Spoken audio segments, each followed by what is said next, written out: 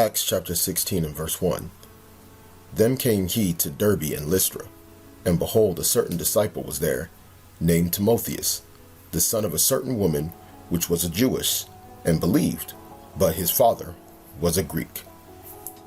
Shalom, brothers and sisters. This is your brother Hawayala. First of all, I want to give all praise and glory to our Heavenly Father, Yahweh, in the name of our Lord and Savior, Yahawashi. Peace, mercy, and blessings to the hopeful elect scattered throughout the four corners of the earth that are anticipating the coming of our Lord, the anticipating of our deliverance into an everlasting kingdom that would be received upon the return. As we know, the kingdom of Edom is coming to an end, and the lies are being thrown down. The strongholds have been broken, and truth is springing up out of the earth. According to the gospel, we are now, reaching the time of the end, and the Lord is pouring out his spirit upon those that believe upon him, that call upon the name of his son Yahawashi, that have received remission of sins through the water baptism in the name of Yahawashi, that they may be able to receive everlasting life. This particular lesson, I'm going to just kind of title it, There's Neither Jew nor Greek. And basically what we're doing is kind of continuing what we were talking about concerning, the Gentiles, or the mystery of the Gentiles. And some of y'all have probably already seen the lesson that we did last week concerning this particular topic. But what I'm going to do is I'm going to kind of go into further detail, piece by piece, just to edify brothers and sisters on this topic, to basically destroy the lies that have been taught out there by, Edomite Christianity, that has bamboozled the globe, has bamboozled our people concerning the truth of the scriptures. Okay, so what we're going to do is we're going to kind of dabble into this particular scripture, which is, a very key point in the scriptures that a lot of people use to argue against the validity of the elect having to be through, the line of Jacob. And, with these type of scriptures, people use this to justify the other nations being saved. Okay, and that's scripturally incorrect. So what we're going to do is we're actually going to go into these words. We're going to go into some history into what this is all really means. So what we're going to do, we're just going to go ahead and read again Acts 16 and verse 1. Then came he to Derbe and Lystra, and behold, a certain disciple was there, named Timotheus, the son of a certain woman, which was a Jewess, and believed, but his father was a Greek. Okay, so we're going to just go ahead and quickly look into what this word Jewess mean. Okay, now you're going to notice as we go on what's really going on that a lot of people are not understanding in this particular chapter. Okay, now as we go down here, we're going to go to the word for Jewess. Okay, it just principally means a female that's a practicing, Jew. Okay, that's what it really means. All right, so it says Eudios or Eudios. Now this right here is the Strong's G 2453, and as you see, it says here Jewish or Jew, because there's no such thing as Jewish. Okay, that particular term is not supposed to be applied as in what it is used today. All right, so we want to make sure that we do not confuse what they mean by this. Belonging to the Jewish nation, Jewish as respect to birth, origin, religion. Okay, so meaning that these are the ways in which they are used in regards to someone's birth origin, their birth, their origin, and their religion. Meaning in this particular case, this woman was a practicing Jew. Okay, someone who was into the law, into the scriptures, who probably kept the Sabbath, wrapped their hair, wore modest apparel, kept the dietary law, all the things that you would know that would indicate one being a Jew, which is based off of, pretty much their behavior, the customs that one keeps. All right. So that's what we're trying to show right here. Now, this is going to be very important because you're going to see, how did they know this? How did they know these particular details concerning, Timothy and his parents, and how they were Exactly. Now remember, she actually believed in Yahawashi. Okay, so she said she was that she believed. Okay, it says right here, which was a Jewess and believed, but his father was a Greek. Now, why are they saying that? They're indicating that she believed, but his father did not believe, and they're indicating that he was a Greek, meaning that he was into the Hellenist customs, and we're going to prove that. All right. Now, before we get into that word for Greek, okay, we're going to go ahead and just read further down just to kind of show you how they knew this information and how it was deeper than just what you're reading on the surface. Now, in verse 2, it says, which was well reported of by the brethren that were at Lystra and Iconium. Remember, this is one sentence. This is one of the reasons why I stress to brothers that when you're reading these scriptures, make sure you take your time in looking at what's going on. Okay, you have commas and semicolons all through this. The first two verses is really just one sentence. Now, the semicolon, when you see that there, okay, when you see the colon or the semicolon, it's letting you know what's it's equaling to. So the colon itself, but his father was a Greek. Now, they're going to tell you how they knew this, which was well reported of by the brethren that were at Lystra and Iconium. Now, this word well reported, it's actually, a lot of people actually believe that well reported is really talking about Timothy. Okay, but it's not. This is one of the reasons why it's important to understand the use of the semicolon. The semicolon is the equal sign. It's telling you that this right here equals this, meaning that they knew this information because of people that were witnesses. And we're going to show you that we're at Lystra and Iconium. So we're going to go into this word for well reported. Okay, when you look at that word for well reported, it says to bear witness, to testify. They bore record. They witness. They're giving testimony. Okay? So it says to be a witness, to bear witness, to affirm that one has seen or heard or experienced something, or that he knows it because taught by divine revelation or inspiration. Now we're going into this, that they knew by witness and by record of what they knew concerning Timothy's background. All right? So they basically were letting it be known that Timothy, mom was a practicing Jew and also believed in Yahawashi, but his dad was Hellenized. Okay? Now, just for the sake of brothers wanting to know where this is, okay? Derbe, Lystra, and Iconium, okay? I'm going to go ahead and get a map real quick. This is the area, okay, that is referring to in the scriptures. This is known as Asia Minor back during that time. For you brothers that ever click on these cities and you go and they tell you where it is, it's in Asia Minor. Asia Minor is no longer the name of this particular region. This is known as Turkey, okay, which this later became the Byzantine Empire during the Middle Ages, okay, for about 1,000 years. All right, so this is where you had, people that not only were, Hellenized, our people that lived in these cities, but you also had our people that were practicing, that were going to synagogues, that were learning the scriptures, that were rooted in the customs, like Timothy's mom, okay? And we're going to go back to kind of get more details concerning this, okay? Now, look at the time frame, and that's going to be important as we go into some future lessons. But this is around, they say, 44 to 46 AD, all right? So we're going to go back to Acts 16 and 1. Actually, Acts 16 and 3. We'll just go back down. Now it says here, him would Paul, that him is referring to Timothy, would Paul have to go forth with him, and took him and circumcised him because of the Jews, okay, which were in those quarters, for they knew all that his father was a Greek.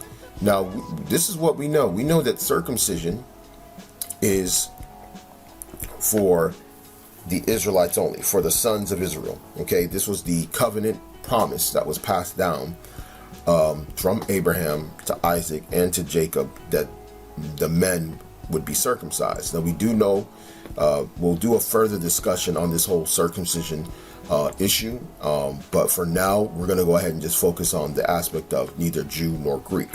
Okay, now in this particular verse, what you're going to notice is that they said that because of the Jews which were in those quarters. So what quarters were they referring to? Meaning that they were in these cities.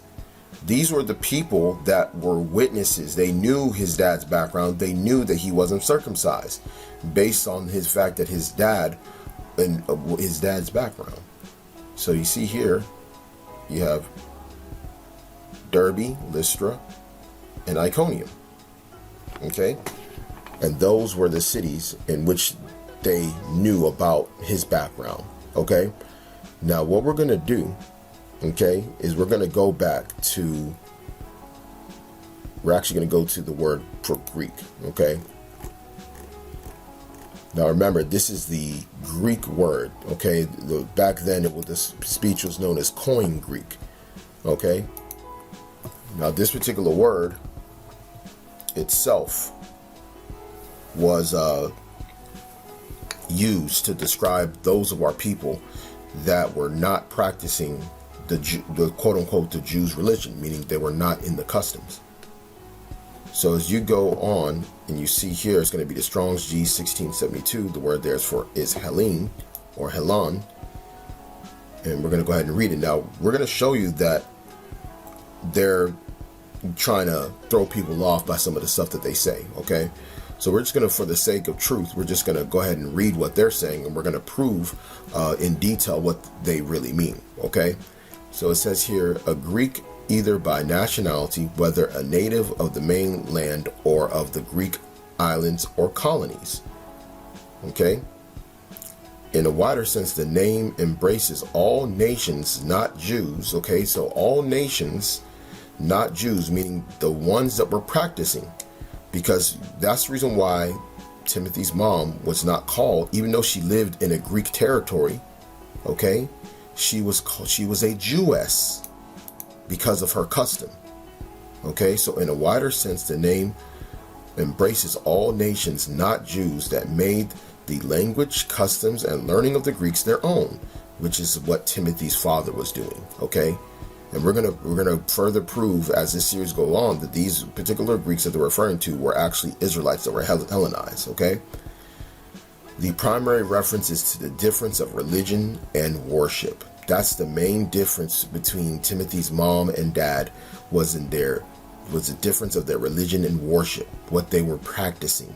Okay, so we're going to go further down, and as you see, this is what I like about this particular one, because when you check here under the Thayer's Greek Lexicon, it shows you, okay, it gives you options of what to look at. So you see here, 1, a Greek by nationality, whether a native of the mainland of the Greek islands or colonies. Okay, now it gives you an example.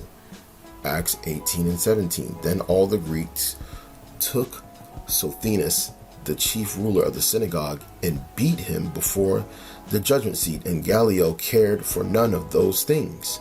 Okay, another one, Romans 1 and 14. I am a debtor both to the Greeks and to the barbarians, both to the wise and to the unwise. Okay, so he's using the same word for Helen to describe both of these, okay, these particular scriptures.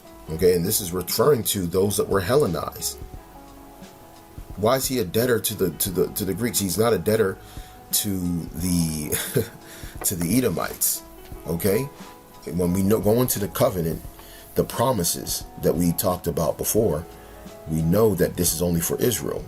But Paul himself said he's a debtor to those that are Hellenized. Okay, now we're going to go into the second one. It says, in a wider sense, the name embraces all nations, not Jews, that made the language, customs, and learning of the Greeks their own, so that where are opposed to Jews.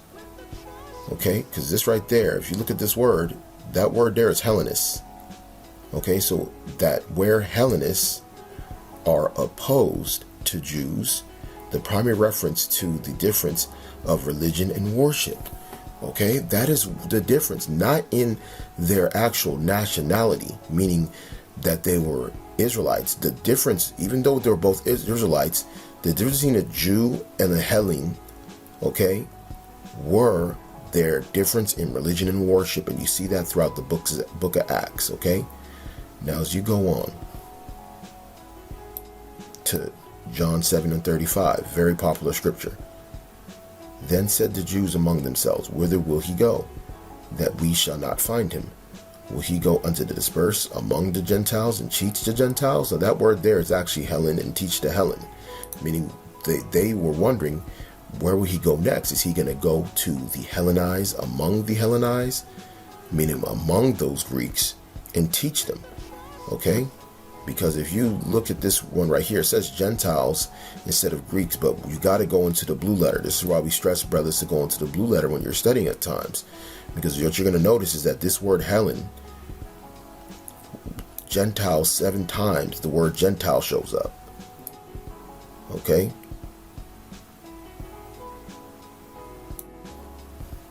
And that's one of the 7 times right here, okay, where the word Gentile shows up, and behind it, if you go into the blue letter, it's going to say Helen, all right?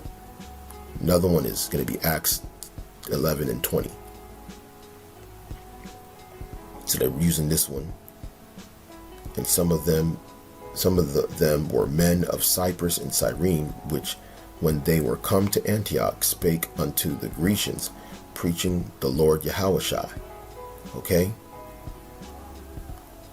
Then you got other ones. This is the one we just read. Okay, Acts 16 and 1. You got verse 3, which we also read as well. All right? And then you have Acts 21 and 28. Crying out, men of Israel, help. This is the man that teacheth all men everywhere against the people and the law and this place, and further brought Greeks also into the temple, and hath polluted this holy place. Okay, so why was it this? Now, the people that were crying this out were those that were practicing Jews, okay, meaning that they were in the customs, and it was unlawful for them to bring someone that was unclean, that was not keeping the customs, into the temple. Okay, all right, that's why they were complaining about this. Okay, now if we go here, I'm going to go ahead and pull up this actual verse, and we're just going to just look at the word for Greeks. Okay, so a man like Timothy's dad, okay, couldn't go in to the temple because he was uncircumcised. He was considered polluted. You see there? Helen. Plain. All right. And that's the reason why Paul, for the sake of Timothy's sake, all right, he didn't want him to be hurt and harmed. He ended up circumcising him because the people, the Jews that were in those regions, already knew that Timothy's dad was practicing the Greek ways, and therefore did not circumcise his son. Okay, and these are people that were aware. They know this man. They grew up and probably seen. You have people that are witnesses to say, listen, when this kid was born, I know for a fact he wasn't circumcised, because when he was born, they know that in those lands, the only place you would have gotten circumcised, you'd have to go to the synagogue in those cities, in Derbe, Lystra, Iconium. So they would be able to bear record.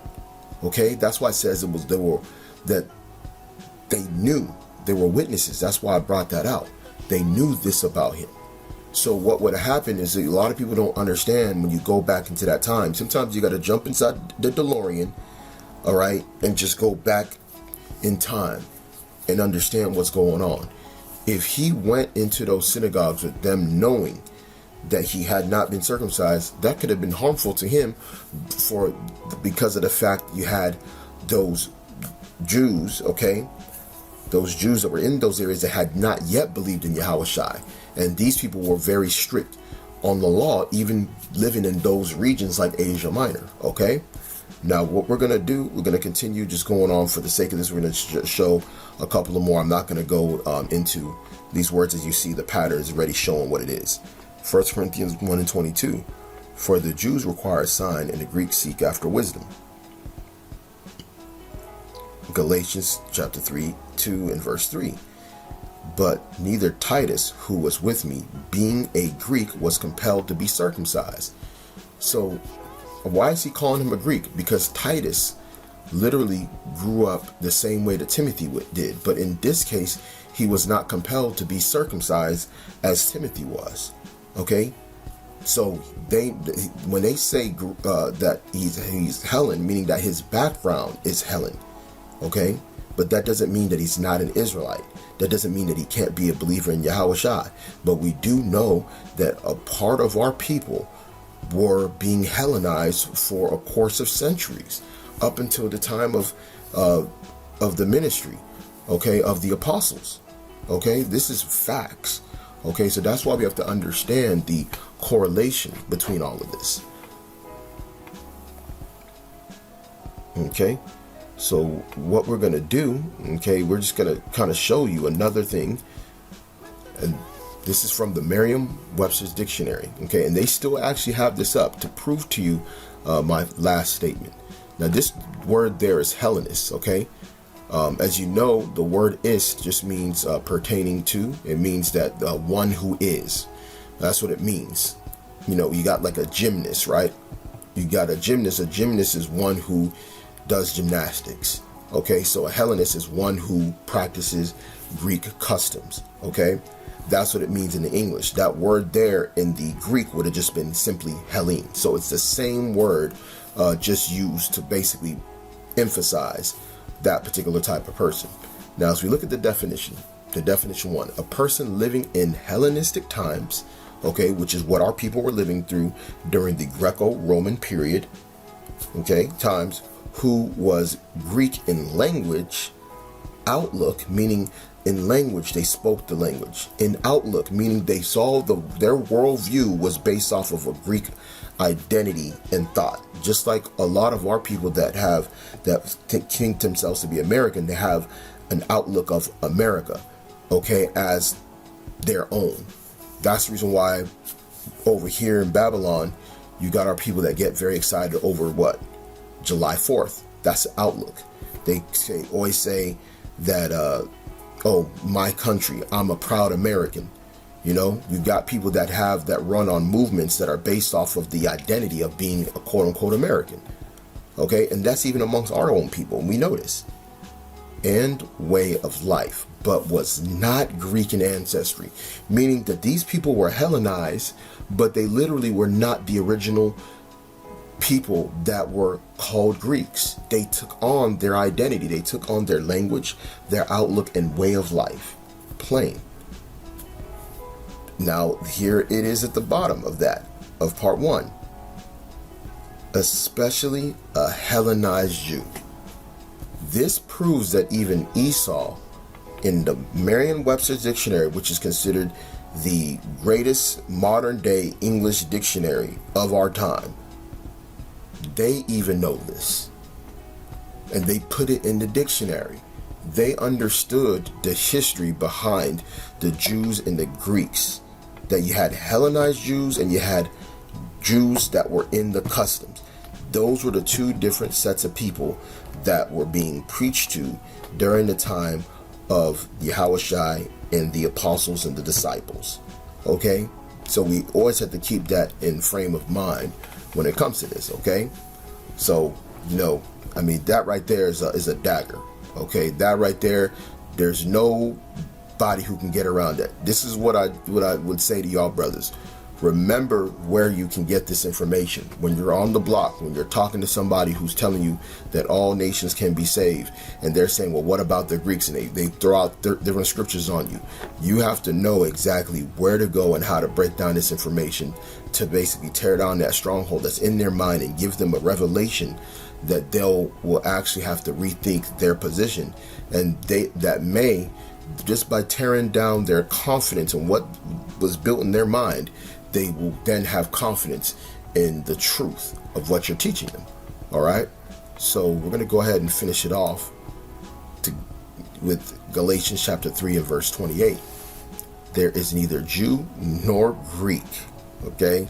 Now, of course, for the sake of edification, we're going to go ahead and click here. We're going to see what Jew or Greek nor Greek says.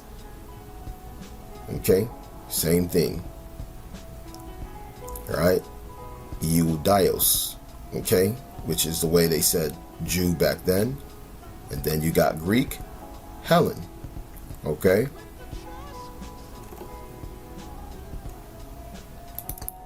There is neither bond nor free, there is neither male nor female, for ye are all one in Mashiach Yahawashi.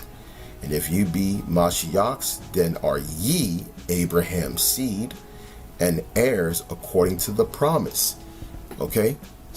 Meaning that you are indeed Abraham's physical seed. Okay? Because the seed of Abraham, which was the original covenant agreement that the Lord made, was with Abraham, and that particular thing went down to Isaac. It skipped Ishmael, okay? It skipped his the other sons that he had with Keturah. It went down to Isaac.